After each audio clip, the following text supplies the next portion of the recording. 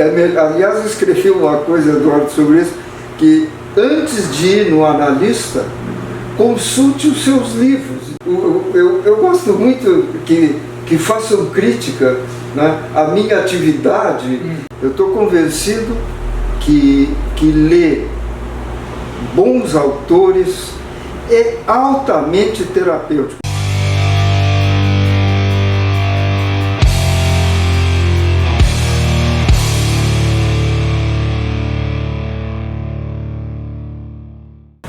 E estamos aqui com o Dr. Paulo Luiz Souza, que é o homenageado da Biblioteca do Caps Porto, aqui da cidade de Pelotas, e que recentemente também descobri eu aqui em conversa informal, aqui antes de começar a gravar, que esteve prefaciando o livro do Luiz Carlos Vaz. Yes. E é também autor, né? O Dr. Paulo também é autor.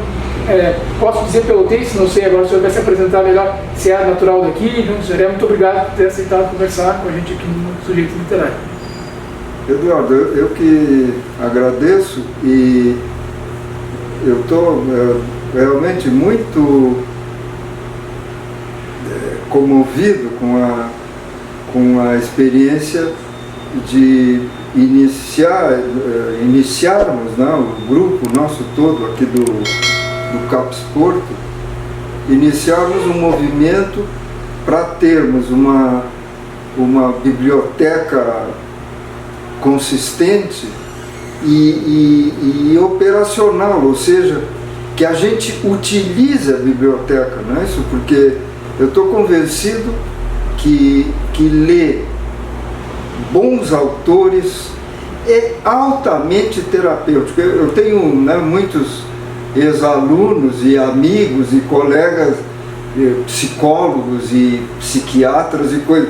Eu digo, aliás, eu escrevi uma coisa, Eduardo, sobre isso, que antes de ir no analista, consulte os seus livros, entendeu? Porque nos livros, né, a utilidade dos livros é uma coisa extraordinária, todo mundo sabe, mas eu acho que sempre, né, é necessário dar ênfase para isso, e o fato de que o Caps Porto, né, tenha destinado um espaço, um extraordinário espaço para a biblioteca, né, e agora nós estamos em fase, né, de ampliação do acervo, e também em fase de elaboração de um programa de utilização, que a gente espera conseguir construir algo que seja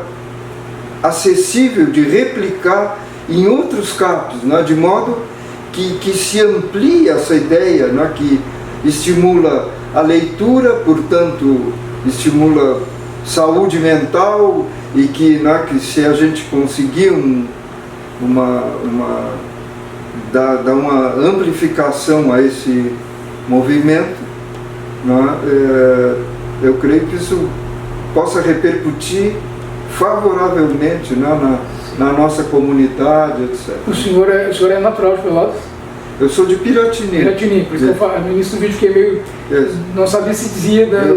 Eu me criei, né, no campo, em Piratini, e gosto muito do lugar, eu vou com frequência a Piratini, a minha família toda é de lá, tanto de pai quanto de mãe, e então é um lugar histórico interessante, tem muita coisa para pensar. Mas a minha educação foi em Pelotas, Porto Alegre, Rio de Janeiro e Buenos Aires, né? E com algumas idas a atividades mais longe, sei lá, nos Estados Unidos, na França e tal, mas basicamente a minha formação médica e psicanalítica foram nesses... O senhor é médico psiquiatra? Isso, sou médico. Não, eu primeiro fiz, Eduardo, uma formação em pediatria, coisa que eu extremamente gosto de falar, porque teve e tem uma importância enorme na minha vida. Descobri a pediatria, né, através da criança e da família, essa organização, né, que é necessário e é indispensável para quem quer conhecer o ser humano, seja do ângulo que quiser olhar, né, ter conhecimento sobre criança e família. E depois, né, trabalhei como pediatra, fui professor 40 anos na Universidade Católica, foi meu único emprego foi na Católica. E ali trabalhei e desenvolvemos a pediatria, depois em psicanálise e tal. E como é que foi o contato do senhor como é que desde pequeno, porque o senhor também é escritor, isso que a gente queria também falar um pouco aqui, depois mais para frente vamos tentar trazer também as obras do senhor para poder mostrar, mas o contato com a literatura, como é que foi desde cedo, quem foram os autores que o senhor mais, agora falou um pouco também do processo de literatura como terapia, né? Sim. Quais os principais autores, assim, influências, o que o senhor já escreveu, o que o senhor já tem de produção? Eduardo, com a tua pergunta, me fez lembrar uma coisa grata. Eu sou, né, do interior de Piratini, terceiro distrito de Piratini. Ali, vivia no campo, numa fazenda da minha família e tal, e o meu pai, por sorte tive o meu pai, né, que, para ser resumido, a herança imaterial que ele me deixou foi o gosto pela leitura, e uma herança material que ele me deixou foi a obra completa do Machado de Assis. Imagina, né? Eu acentuo porque, né, no interior de Piratini. Sim. Então, para quem não conhece Pelotas, a região aqui, Piratini é um município próximo, vizinho, município quantos mil habitantes deve ter hoje, mais ou menos? Eu acho que, não sei te dizer bem, mas em torno de, na cidadezinha, eu acho que tem 20 mil pessoas. Não, né? Mais que isso. Mais ou menos isso. Então lá tinha a herança do Machado de Assis. Lá tinha o Machado de Assis. É a grande influência, pode-se dizer? O Machado é uma influência enorme, né? Porque não é, o Machado, eu gosto muito que façam crítica, né, à minha atividade. E então o Machado tem uma coisa, Eduardo, não sei se tu conhece, que eu acho maravilhosa. Ele a parte de teatro, né, ele tem muito de literatura, mas também tem teatro. E na parte de teatro ele criou uma peça que se chama Não Consultes Médico. Muito boa, muito boa. É divertidíssimo. Então, para resumir, o título é esse, Não Consultes Médico. Então, e depois tem os personagens, tem um senhor, uma senhora e tal, que adoece e coisa, e no final ele dá vamos dizer, o roteiro final, vamos dizer assim, da peça, que ele diz, não consultes médico, consultes alguém que teve a doença. Porque eu imagino que ele tenha, né, eu não conheço em detalhe a biografia dele, mas creio que ele foi epilético, uma coisa assim. Então ele deve ter sofrido na mão dos médicos, né, e infelizmente esse é um cuidado enorme que nós temos que ter, né, que é a gente, como um suposto, né, agente de saúde, de bem-estar, com frequência nós somos, o termo que se usa em medicina é iatrogênicos, ou seja, nós produzimos doença. Então, né, é uma coisa frequente, infelizmente, gravíssima e que precisa ser estudado. Então, o Machado é maravilhoso nesse sentido, né, essa peça dele eu acho genial. Não vai do médico, vai no cara que teve a doença, é muito mais seguro. E no caso, o senhor tem um livro que é um livro que não é um técnico, tem livros na área também, mas um livro de crônicas, o senhor estava comentando, Isso, exatamente. Como é que é o título do livro? O título do livro é Andar Térreo, e o plano, eu tenho um plano de fazer uma trilogia, né, de crônicas, assim. Sim. Mas um vai ser o Andar Térreo, esse que está editado em 2019. Esse foi lançado na festa literária em homenagem ao Adílio Garcia Chile? Isso aí foi relançado, na verdade. Em 2019, antes da pandemia, nós fizemos o lançamento, está editado pela Ar do Tempo, que é de Porto Alegre, né, que editou os livros do Chile, e então foi relançado ali, na homenagem, né, que o Alfredo Aquino, editor da Ar do Tempo, organizou, e nós participamos. Né? O senhor era bastante próximo do Chile? Claro, pois então, tu sabes, sim, eu conheci o Chile de décadas, mas no final, quando ele enviuvou, né, quando ele perdeu a Marlene, nós nos aproximamos muito, e eu passei a ter convívio algumas semanas diariamente assim com o Chile, e organizamos nos últimos 3 anos dele tinha um encontro semanal no restaurante aqui, Madre Mia, e íamos o Chile, eu, o Luiz Rubira, que é da filosofia da Federal, e uns amigos mais que iam eventualmente. Nós íamos toda quarta-feira comer e conversar e tal. E o Chile também eu cortei, falei de uma trilogia, queria completar isso. Então, a primeira parte é isso, o andar térreo, que acentua por onde andar, né? Então, meus amigos dizem que eu vivo com a cabeça nas nuvens e tal, não sei o que, então eu digo, eu tenho que fazer uma caminhada sobre o chão. Então, o primeiro livro é Andar Térreo, é um livro de crônicas, né, que a maioria publicada no Diário Popular daqui, algumas na Zero Hora e algumas inéditas. E então ali eu comento de tudo um pouco, mas principalmente sobre crianças, né?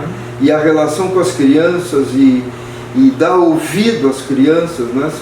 Não é à toa que a Bíblia, eu não me lembro em qual dos evangelhos, não é que acentua que Cristo convocou que viessem a Ele as criancinhas.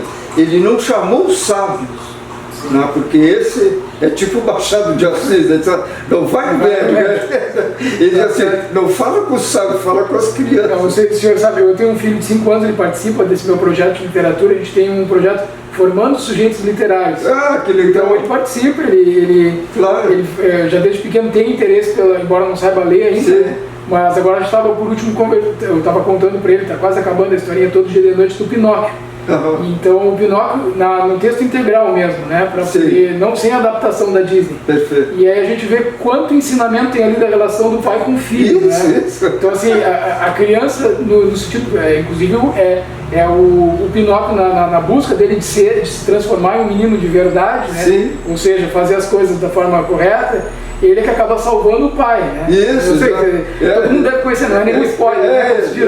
Todo mundo conhece a história do Pinóquio, mas esse momento da criança, que um dia vai ser o pai, né? Então, enquanto eu lia para ele, eu me coloquei também no lugar do filho, lembrando do meu pai, essa troca interessante que tem, e agora me ocorreu pelo que o senhor vinha contando, e essa ideia da trilogia, agora já fiquei bem interessado, depois eu vou atrás ou com a minha irmã, ou o senhor mesmo, ver se eu viabilizo essa leitura também, porque geralmente as trilogias ou tetralogias, elas têm pelo menos eu vejo assim, né, um aspecto de que quando tu encerra o primeiro livro, ele sempre te deixa aquele gosto de eu quero mais. Onde é que vai chegar, né? Então o senhor já tem isso escrito tudo, ou é um processo que está sendo ainda... Não, ele tá todo esquematizado. Já tá todo... O primeiro é andar terra, para que a gente caminhe no chão, com os pés no chão. O segundo vai ser, o próximo volume é andar no subsolo. Né? Então, voltado para essas questões, né? Da gente não ter nem o conhecimento, nem o domínio de si próprio. Né? Então, o nosso subsolo é que é a questão que há que escavar e conhecer e tal. E por último, vai ser o andar nefelibata, né? Que é o andar nas nuvens. Né? Aí só chegou hoje, os amigos dizem... Eu me acuso. E até não sei se já mencionei no início, acho que sim, que o senhor escreveu o prefácio do livro do Luiz Carlos Vaz. É verdade, isso aí. O livro A História de Abel. A História de Abel. Que é um livro de várias crônicas. Até vou, em alguma oportunidade também, vai estar sendo entrevistado aqui para poder falar um pouquinho mais das crônicas. Não vamos adiantar muito assim, mas me perguntar assim, essa relação com a literatura, porque ele é seu amigo também, muito, né, pois é. Então como é que é prefaciar, né, fazer a apresentação do livro de um amigo, assim, o olhar do crítico literário, naquele momento, ele é um olhar mais amigo ou ele consegue ser um olhar mais crítico? Eduardo, excelente pergunta, né? Todo mundo se desculpa, né? Por exemplo, vai falar do filho, bom, mas eu sou o pai. Eu digo, é o contrário, justamente o pai, né, ou o amigo é que tem, né, a melhor visão, porque a única coisa que eu acho, Eduardo, que tem sentido na vida, falando sério, é buscar expressões e contatos de amizade. A única coisa que tem sentido na vida é a amizade com o outro e para consigo próprio. A coisa mais difícil que eu venho estudando na minha área em psicanálise nessa última década é a relação de amizade consigo próprio, coisa que não é estimulada nem na família, nem na escola e nem na psicanálise.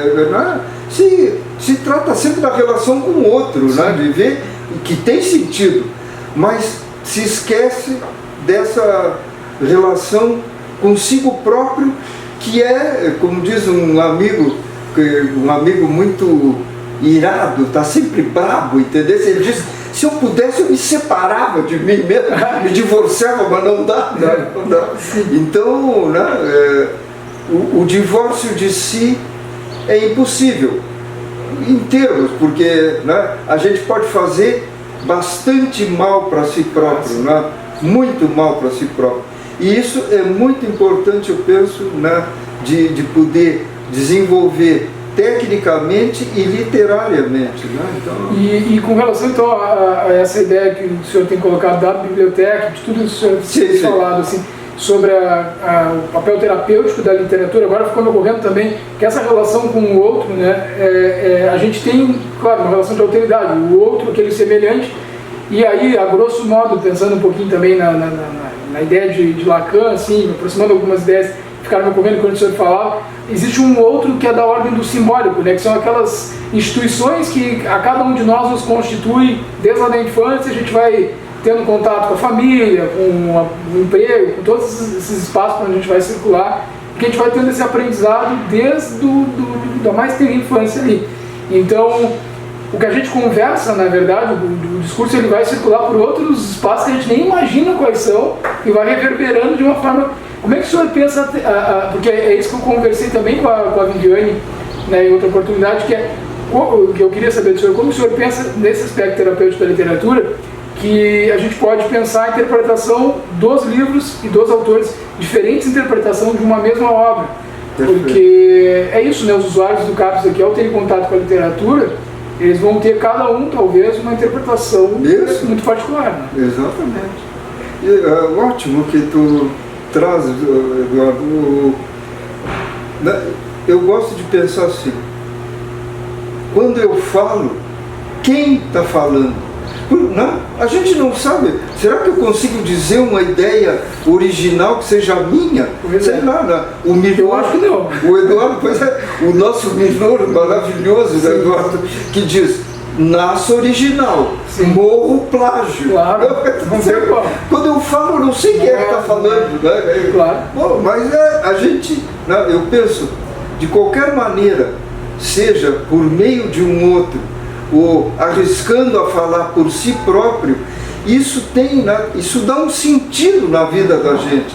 E quando a gente conhece o autor, mais sentido ainda. Então, eu acho que nesse aspecto é que eu vejo que a leitura, né, seja a leitura direta no livro, ou seja, a escuta, né, ouvir um conto, contar para um filho uma história, né, isso tem um enorme sentido na vida. E as pessoas que nos buscam, né, aqui no CAPS, são pessoas de grande sofrimento e que sofreram e adoeceram por carência justamente disso. Né? Eu acho que, para mim, o mais genial e sintético de todos foi o Thomas Mann, na Montanha Mágica, né, que ele se pergunta: mas como é que a gente adoece? Né? É uma questão que a gente estuda aqui no CAPS, né? Como é que a gente adoece? E ele diz, né, o que são as doenças, afinal? O Thomas Mann diz, e eu creio que sigo à risca, porque é uma abertura notável. Ele diz, né, doenças são amores, ou em algumas outras traduções, são paixões transformadas, ou seja, tu não consegue viver propriamente o amor. Então, ao não conseguir, tu transforma numa doença, que eu diria, é um último recurso.